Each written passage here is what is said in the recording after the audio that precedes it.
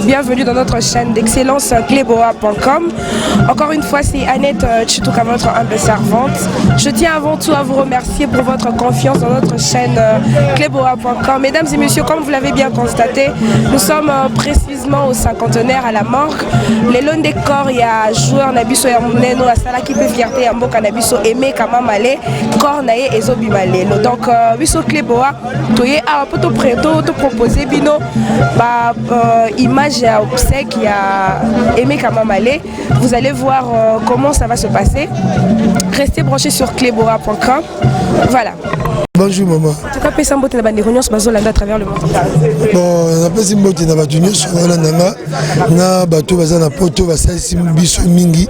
Pourquoi bakabananga ba petit na chanson mbemba ligne scène scénario bato nyos baza kunya ya poto basalisi biso pour ba petit niveau cotisation na bango poto le la master.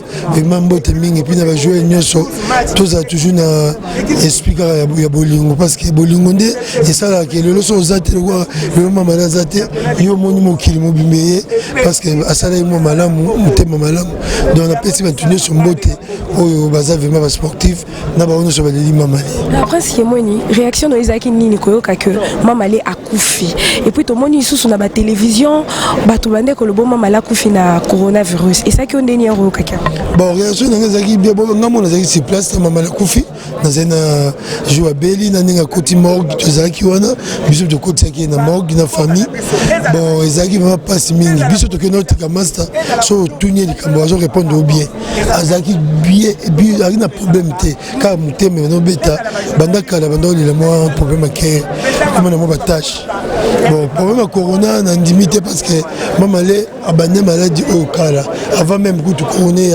azao le mo problème mutema donc c'est que comme na tâche c'est qui kufi voilà pour na bani renos bazolanda yo famille ba amis ainsi que ba proche souvenir nini pena oyo garder ma casse na mutema na yo pona aimer kama mali souvenir ma casse za mama la linga ibatu mingi et puis mama le azaki ko linga te ba jouer ba za problème azaki mutmolobe ba jouer yé moko atoza capitaine mais ya okende ti pa ba konzino fumbongo pesama donc za ba souvenir belé beto na ba imana to betina match mo beaucoup na chaka bitu koti na vestiaire na ba na ochade bien moto za ba ki se belé bonyo azaki moto ba imu donc souvenir na rapport azaki emblé na batunyoso.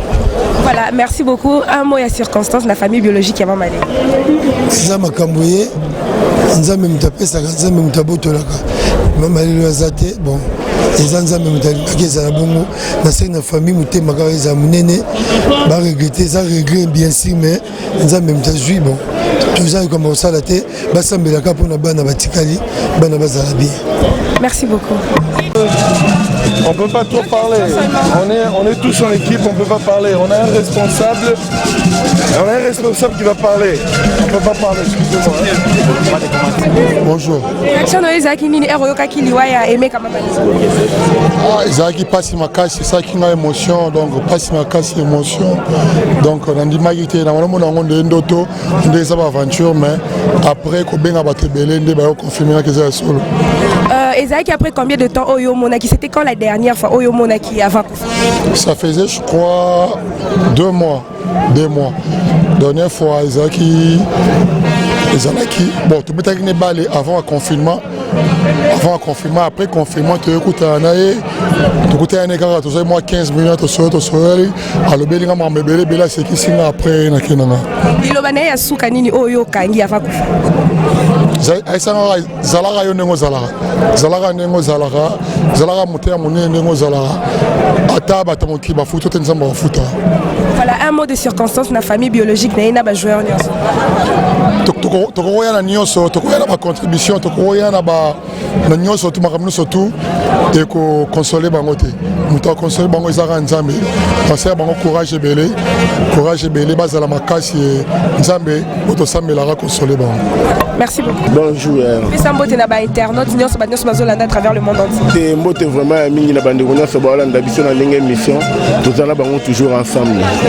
Tomonio awa na morgue na ba obsèque ya aimé kama malé tobi ke na mboka na biso ekomi soki corps ya mutu ebimi bake kokunda mbala moko mais tant moro to mona ki ba famille baleka ki pe na télévision baloba ki bango bazala ki na besoin corps ya ndeko na bango ekunda matene ti mwana ya bébé akufi ba ki okunda mbala moko malgré que mboka isa na état d'urgence mais bango bazala ki na besoin balekisa ngwa ta na ndaku soit balalisa ngwa ta bat baleka ba ya kotalara mais to éviter décision ni l'état zui pour na corps ya Aimé Kamba Malé.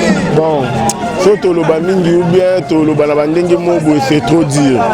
Loi ezara loi. Ngapende na telembu na zamoko kati ya baleki na ye.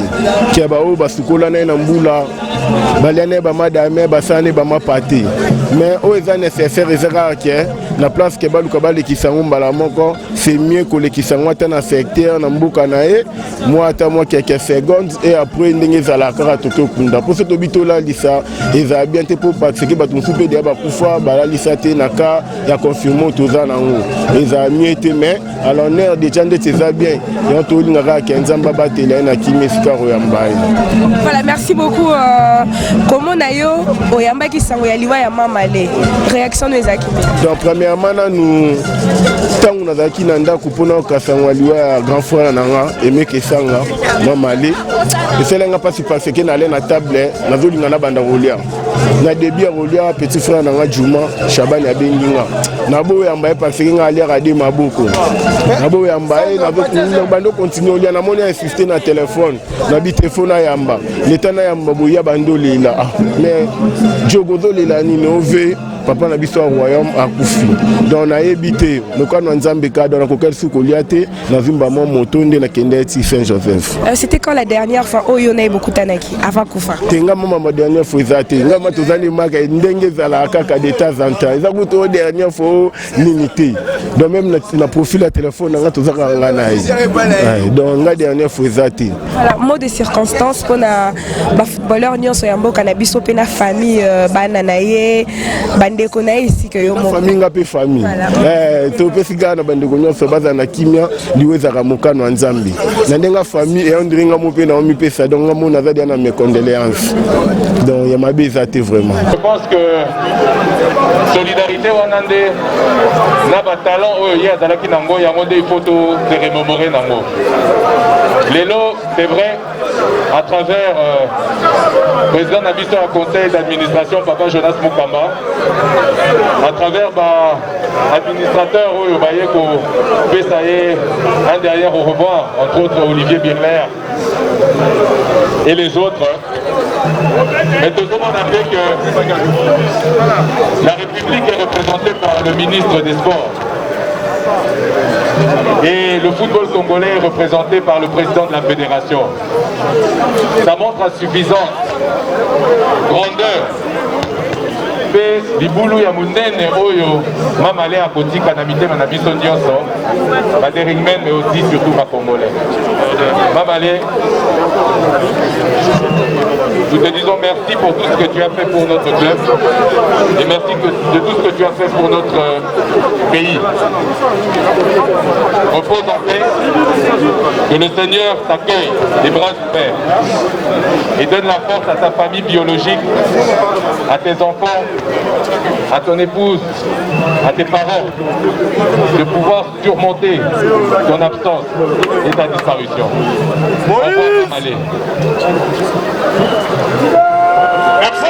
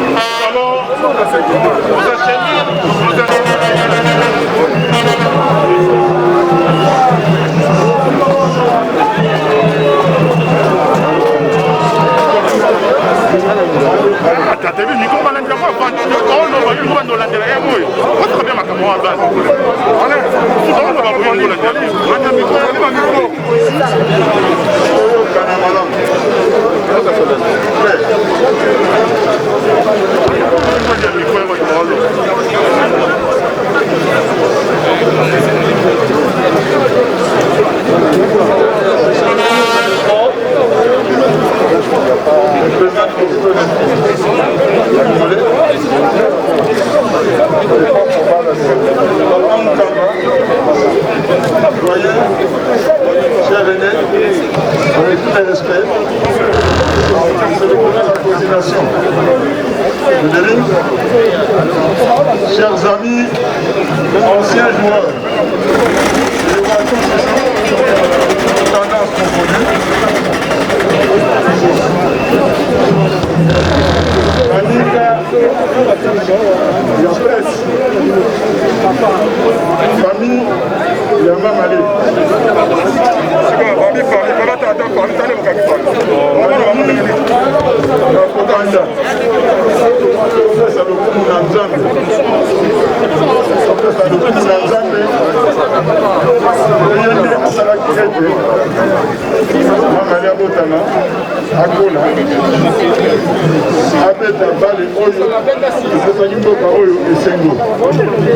Papa, tout ça, vous faites la côté, on a bien noté.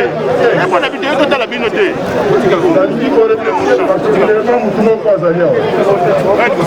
Parce que il ne faut pas attendre ceux qui nous ont confié de te remercier. Je voudrais parler de mon ami Olivier Dieler. Parce que vous voyez, on a découvert le Mamalé, Olivier Dieler n'a venu. Il y a un bon maladie.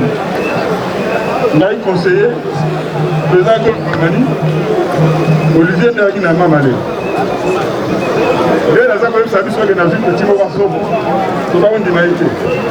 Et après, nous avons découvert ce garçon. Lélo, Ezali Mokolo Bami invité. Ezali Mokolo, il a fait sa témoignage du Néné pour rendre hommage à Oyo. C'est là que Ayaki n'a pas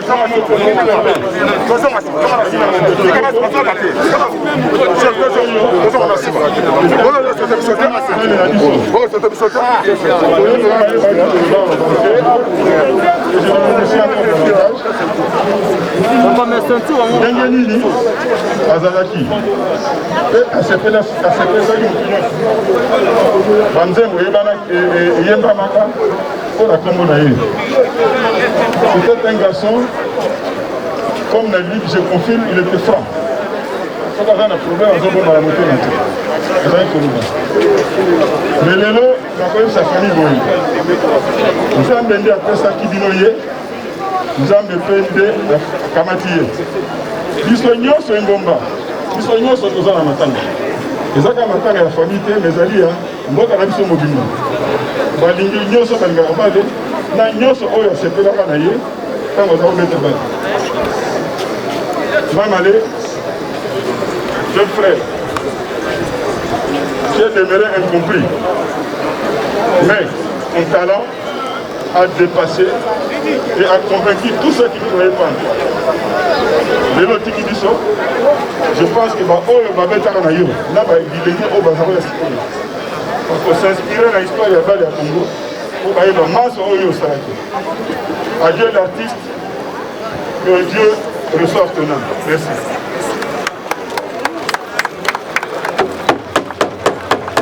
Merci beaucoup, Président Constant Omar Yvon. J'espère qu'il va permettre un bon bon emploi. Alors que parfois 9 joueurs peuvent monter ma peine en préparation à l'Allemagne, ils sont à c'est dans ce moment-là que le président a communiqué. Oh, il y a ça peut-être. Ah, il sont Mamalé. Mamalé a eu 7 matchs de championnat. Alors, moyen pour ça, les équipes parce que les joueurs attaquent moindre. Alors, après ça, ils sont possibilités de regarder sur Oyo à comme l'équipe de Bissau et mais tant que moi, on n'a pas dit Oyo. Avant une match, il y a une poisson à Darine. Je vous assure, les salariés qui vont merveiller. Parce que peut-être qu'il y a un contre Kalamou, la première mi-temps, c'est 0-0. Il y a ça qui n'a pas de but. Par contre, ici, en deuxième période, le garçon a épaté tout le monde. Il a marqué coup sur coup 4 buts. Pour gagner 4-0, c'est là que c'est parti. Pour ça, on va se souvenir d'un malade. C'était un garçon franc. Il avait un franc parti. Azaki Kokomba est monté. Son azana est monté, mais il pas. Contrairement à l'année mais non, chez nous, il était un garçon exemplaire. avec un franc parler. Après, on a des histoires d'ailleurs, Mataki, et puis avec l'équipe nationale, et ainsi de suite. Biso, dans le moment où, assis à Kéhi, nous avons ma classe dans le thème. Nous avons ma si ce n'est que, il y a pour remercier Oyo, Massalia, que Cornaye et Bimanade Kamalam. Donc, au gouvernement de la République, au travers du ministre Nabiso, Amos Mbayo Kitenge, donc, au quitte la fédération Nabiso et football, et puis le président Nabiso au Mali. Donc, il y a une SMP et Didier Timanga. Et puis la coordination, il y a le président de la mission de coordination, donc il y a le président Olivier, ainsi de suite, il y a des sous-sous, moyen de côté. Donc, remercier les sous-sous, l'association Nyon Soro, le bazar réuni ici, un bateau de près ou de loin, parce que le moment qu'on a la poche pour être cérémonie et les camarades. Vraiment, tu peux être un icône. Merci beaucoup la présidente Simana, il a beaucoup fait pour nous, pour que encore il y a de mon avis sur le niveau. Vraiment, je vous remercie les grands leaders, les 20 leaders, l'homme de passe spécifique, accueilli, tu as évité. Passe dans mon terrain. Maman est partie. Adieu, Sorino. Je vous remercie. Sorino. Merci. Nous appelons directement le représentant de la génération majoritaire en 96 pour 2000.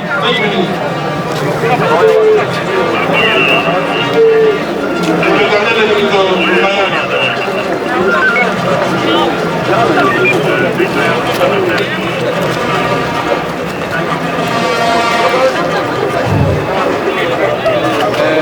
c'est vraiment très pour nous. On peut savoir.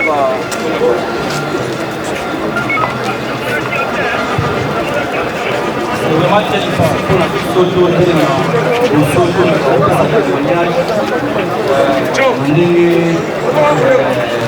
Italie, premièrement, je remercier encore le plus par l'effort nous tous les amis consentis au gouvernement de la République, représenté par son excellence le ministre du Sport,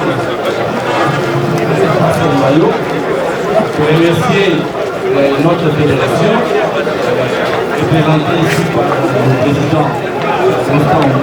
Et puis la coordination du territoire monté ma avec notre président Didier Timanga pour définir merci pour la coordination par conseil pour l'amour parce que Mamalé Azalaki quelqu'un qui prenait ce silence. Après ça, Mamalé Oya est discipliné. Alors que Azalaki est discipliné. Parce que à l'époque, maman allait à la radio, les joueurs, généralement, pour savoir qui n'a un projet qui a peur, l'accomplissement, pour ça, la réalisation. Comme maman allait à la radio, on a bien intérêt général, on va aller pour la majeure partie. Maman c'est quelqu'un qui a beaucoup contribué dans le football. Petit Awa, en Asie, avec une Europe. Et dans Wadiki, à Kobaïbe pour remplacer un jeune pour faire sceller un peu le poulailler. Pour ça, la sorte que quand nous sommes sur Maman à l'Europe. Mais il n'a pas dit na kukuza mtu azali na makanisi ya malamu kukuza mtu oyo na batala na bakalite libere ezali sopasa mais eloko moko nalingi naloba ezali ke na mboka na biso toza kosala effort ntango tozala lokomoi neti baekole proprement marché eske tovandi awa tolingaki avec beaucoup d'honneur de présidente nous faisons appel à pour la responsabilité et puis tout le monde va ensemble.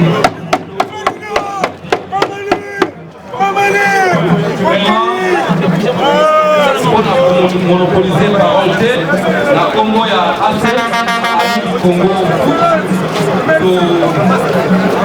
sengi na biso nyonso ndenge bazoyeba biso to garde to respecte ba norme ya institution po na maladi oyo toza yango eza réel tozala prudent. Merci beaucoup na nyonso. Yaya Mounou.